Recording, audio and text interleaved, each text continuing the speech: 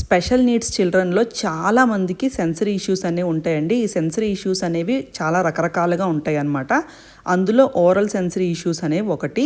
So నుషికాకి చాలా oral sensory issues ఉంటాయండి. So వీటి వల్ల నువ్వు ఏంటంటే అన్ని రకాల ఫుడ్స్ని నవలలేకపోవడం, లేకపోతే మింగలేకపోవడం, లేకపోతే కొత్త రుచుల్ని ట్రై చేయలేకపోవడం, కొత్త ఫుడ్స్ని ట్రై చేయలేకపోవడం, ఇలాంటి రకరకాల ఓరల్ సెన్సరీ ఇష్యూస్ నుషికాకి ఉంటాయండి. సో ఇందులో చాలా మట్టుకి అది చిన్నప్పటి నుంచి కూడా విత్ హెల్ప్ ఆఫ్ థెరపీస్ చాలా మట్టుకి అది ఓవర్కమ్ చేసుకుంటూ వచ్చిందనమాట. బట్ అయినా కూడా వాళ్ళకి కొత్త ఆబ్జెక్ట్స్ మనం ఏమైనా ఇంట్రడ్యూస్ చేసినప్పుడు స్టిల్ కొంచెం భయం ఉంటుంది అనమాట.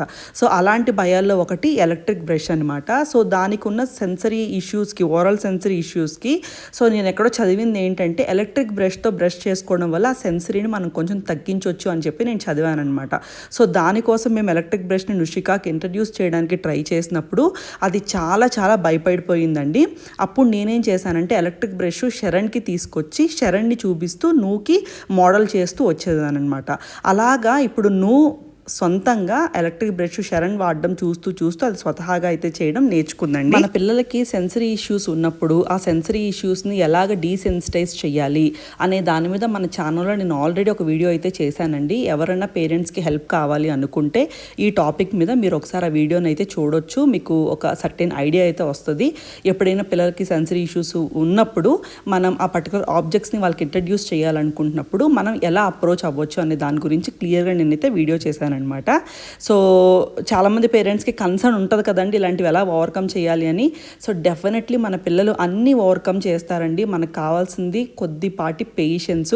వాళ్ళకి ఎనఫ్ టైం ఇస్తే whenever they are ready they will definitely achieve that thing అంటే. కాకపోతే మన దగ్గర కన్సిస్టెన్సీ కూడా ఉండాలి.